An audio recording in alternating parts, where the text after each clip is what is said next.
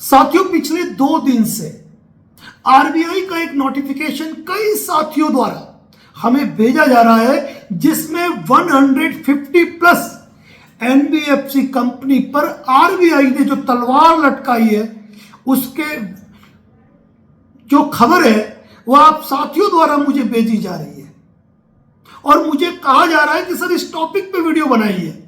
तो मैंने कहा कि शायद आप हमारा प्रत्येक वीडियो सुनते नहीं है। बाबा नरेंद्र दास ने, यानी कि एडवोकेट नरेंद्र जोशी ने मार्च महीने में ही अपने एक वीडियो में ये घोषणा कर दी थी कि नए वित्तीय वर्ष में कई एनबीएफसी कंपनियां बंद हो जाएगी। किस किस को ये बात याद है? क्या आप मानते हैं कि नहीं मानते हैं कि हम इस मामले में अपनी पैनी नजर रखते हैं, अपनी पैनी नजर रखते हैं। जो होता है उसकी भविष्यवाणी हम पहले ही कर देते हैं, जो आपने सुनी होगी। और अब सुनिए आज का इंपॉर्टेंट टॉपिक।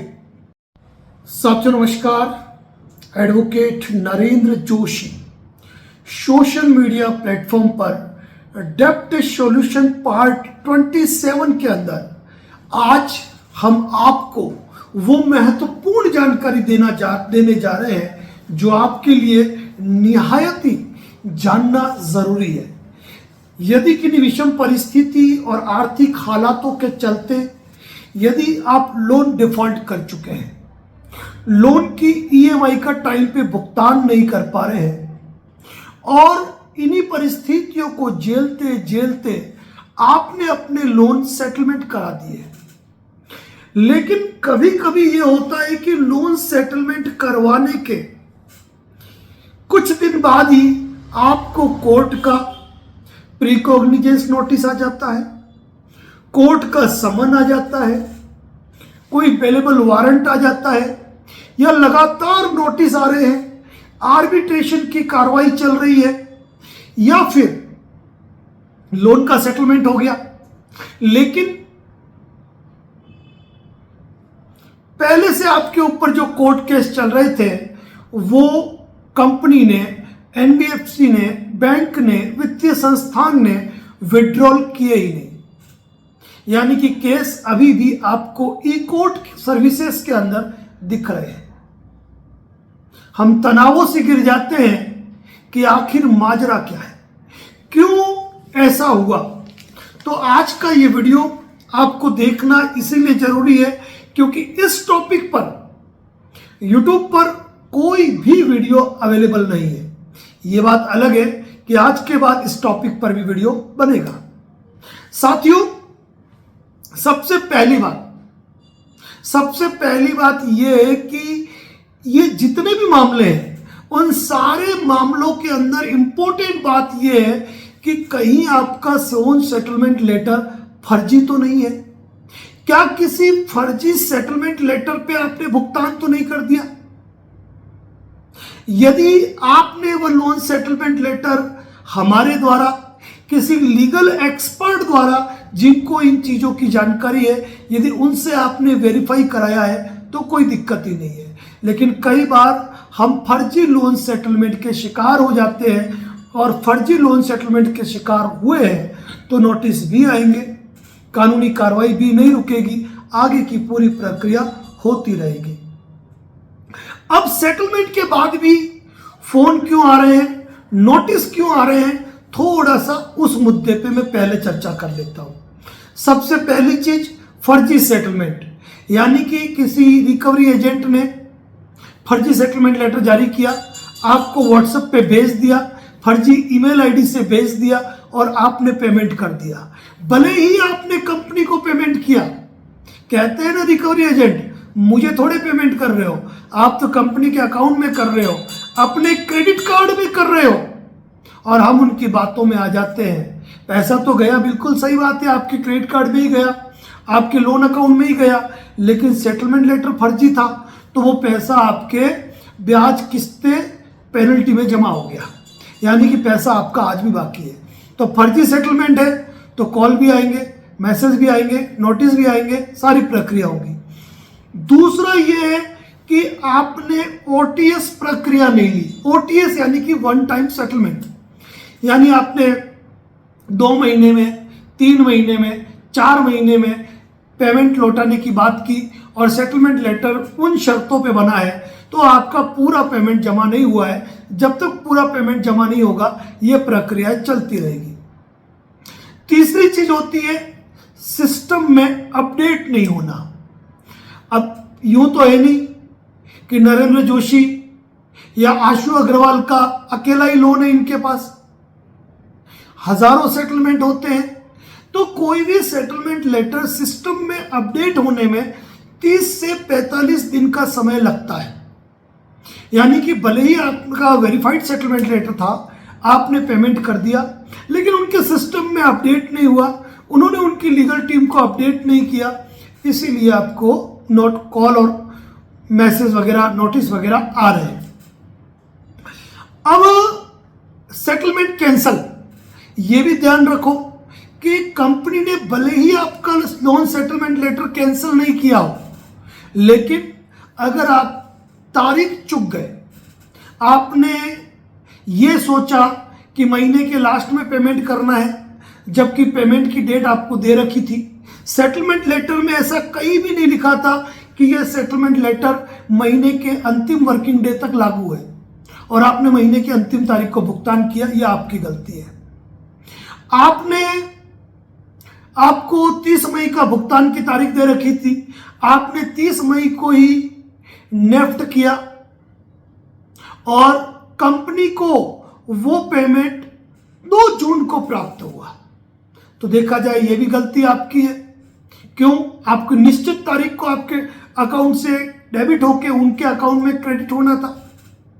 आपने पहली किस्त टाइम पे जमा करा दी, दूसरी भी टाइम पे जमा करा दी, लेकिन तीसरी किस्त में आप ये सोच के रह गए कि आज तो शनिवार है, बैंक बंद है, मैं रविवार नहीं और सोमवार को जमा करा दूंगा।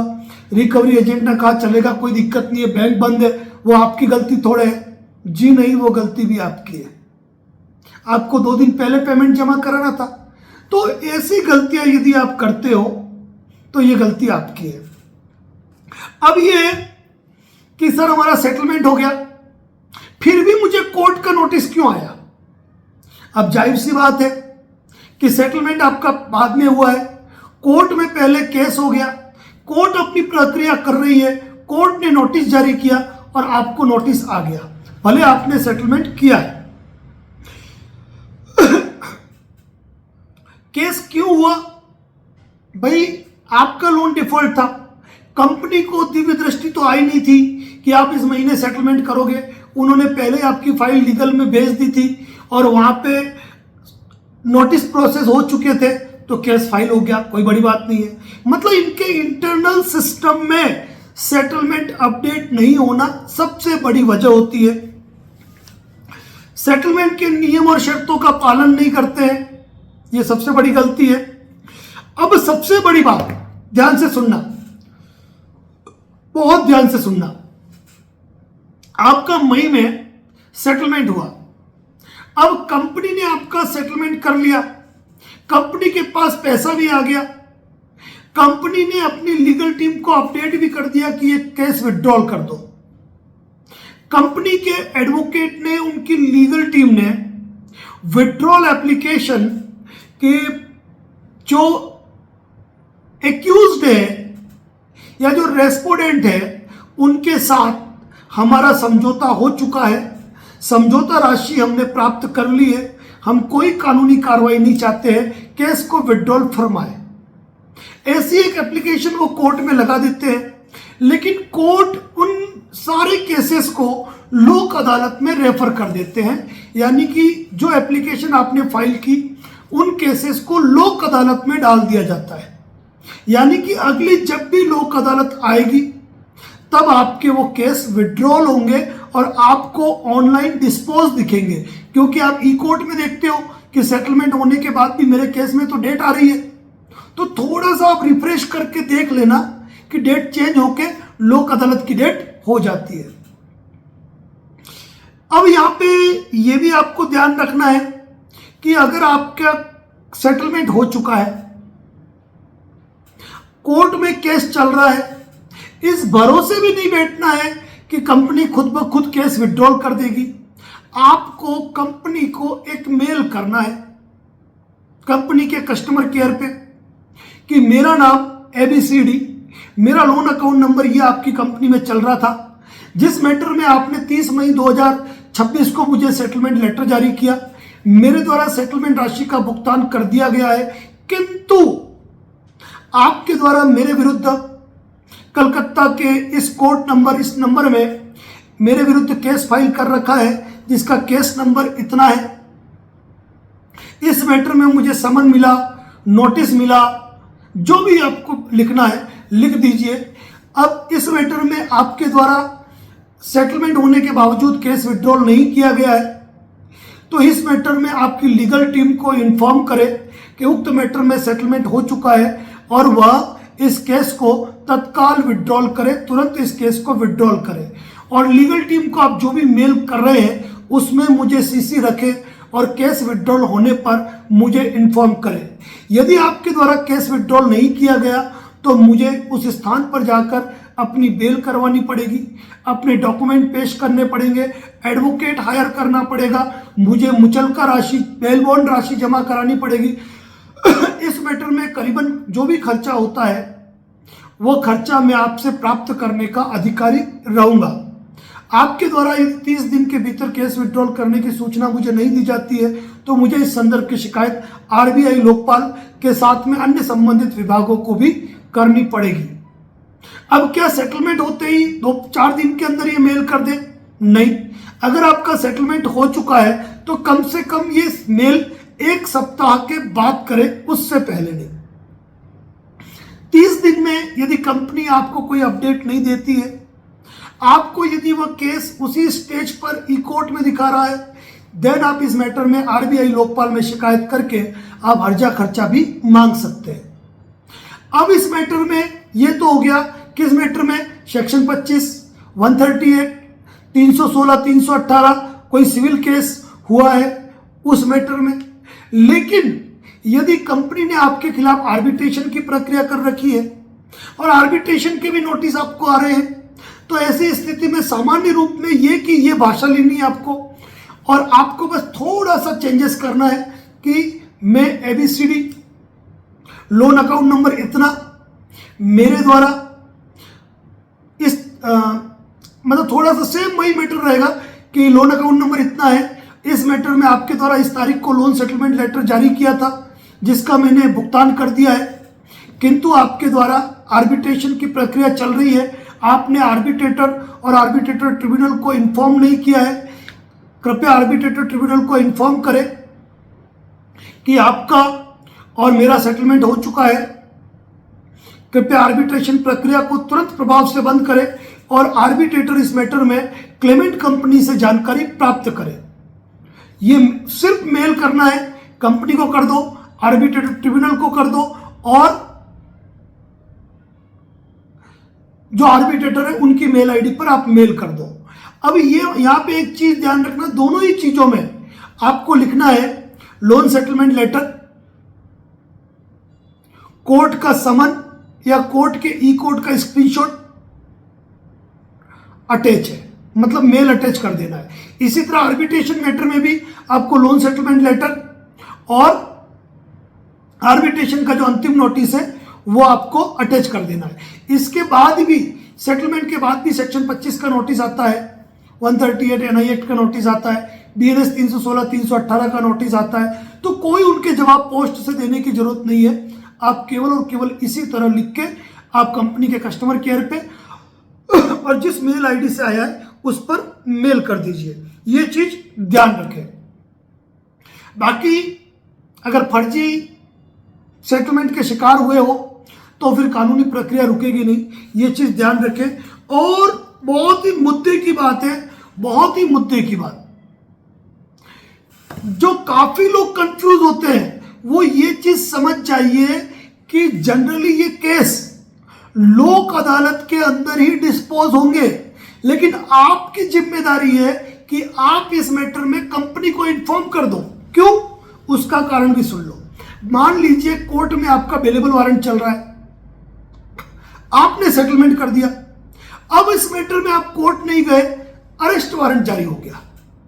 अगर अरेस्ट वारंट जारी हो गया तो यहां पर यदि आपने कंपनी को मेल किया है, कंपनी अपनी लीगल टीम को मेल करेगी और अरेस्ट वारंट हुआ है तो आप अपनी मेल के अंदर ये चीज लिखो कि कोर्ट ने अरेस्ट वारंट जारी किया है तो वारंट को रिकॉल किया जाए। तो वहां पर जब उनके एडवोकेट ये एप्लीकेशन प्रेजेंट करेंगे और यदि कोर्ट ने कोई वारंट जारी कर दिया है तो कोर्ट खुद उस मैटर में एक तहरीर जारी करेगा और उस तहरीर में लिखेगा कि इस मैटर में केस के विड्रॉल की एप्लीकेशन आ चुकी है, केस का निस्तारण हो चुका है, आपको जो वारंट भेजा है पुलिस स्टेशन वह वारंट अदम तामील यानी कि बिना एग्जीक्यूशन के वापस कोर्ट में भेजा जाए। यह ध्यान रखिए, इंपॉर्टेंट चीज है। इसीलिए यदि आपका लोन सेटलमेंट हुआ है, आपके खिलाफ कोई कोर्ट केस चल रहा है, कोई कोर्ट का नोटिस आया है, आर्बिट्रेशन की कार्रवाई चल रही है, तो ये भाषा आपको नोट डाउन करके रख लो, इस वीडियो को लाइक करके रख लो, क्योंकि कई बार आप लोगों के सामने दिक्कत ये होती है कि कोई इंपॉर्टेंट वीडियो वापस मिल नहीं रहा है। तो अपने यूट्यूब में जाकर लाइक द वीडियो में चले जाइए, वहां आपको सारे वीडियो मिल जाएंगे, क्योंकि हर बार वही चीजें हम बार बार रिपीट करके आपको बताएं, उससे बेहतर यह है कि अपना ज्ञान अपडेट कर लीजिए और फर्जी सेटलमेंट से सावधान रहिए। बहुत सावधान रहने की जरूरत है, बहुत सावधान। मुझ पे भरोसा नहीं है, रिकवरी एजेंट का एक वाक्य होता है, भाई किसी पे विश्वास नहीं करना है। जब तुम 1000-2000 किलोमीटर को कलकत्ता में मुकदमा कर सकते हो, आर्बिट्रेशन तुम चेन्नई में कर सकते हो, बिना आईडी के रिकवरी एजेंट आ सकते हैं, आरबीआई गाइडलाइन की तुम पालना नहीं करोगे, कॉन्टेक्ट पर फोन करोगे, इतने सारे इलीगल एक्ट करोगे और हम तुम पे भरोसा करेंगे, तुम पर? कदापि संभव नहीं है, कदापि संभव नहीं। तो साथियों, ये बहुत ही इंपॉर्टेंट जानकारी थी और इस टॉपिक पर कोई वीडियो नहीं बना है। और आर्बिट्रेशन की चिंता ना करना, क्यों? जब लोन सेटलमेंट हो चुका है ना, तो आर्बिट्रेशन से कुछ नहीं होगा। हाँ, यदि आपका अकाउंट होल्ड कर दिया है और अकाउंट अनहोल्ड नहीं किया है, इस मैटर में भी इसी आधार पे आपको मेल करनी है। मतलब कोई भी दिक्कत आ, लोन सेटलमेंट हो गया, इसी भाषा में आपको मेल करनी है और राहत की मांग करनी है। और यदि राहत नहीं मिली, 30 दिन बाद आरबीआई लोकपाल में शिकायत, क्षतिपूर्ति भी मिलेगी और मामला भी निपटता है। बाकी उपभोक्ता तो आप हो ही हो, उपभोक्ता कोर्ट में केस फाइल करके आप कंपनसेशन भी ले सकते हो, ये तो आपका अधिकार सुरक्षित है। एक बार फिर कह दूं, बैंक एनबीएफसी से ज्यादा अधिकार आपके पास सुरक्षित है, याद रखिए। इसी के साथ अपनी बात को यही समाप्त करता हूं। जय हिंद, जय भारत, जय मेवाड़।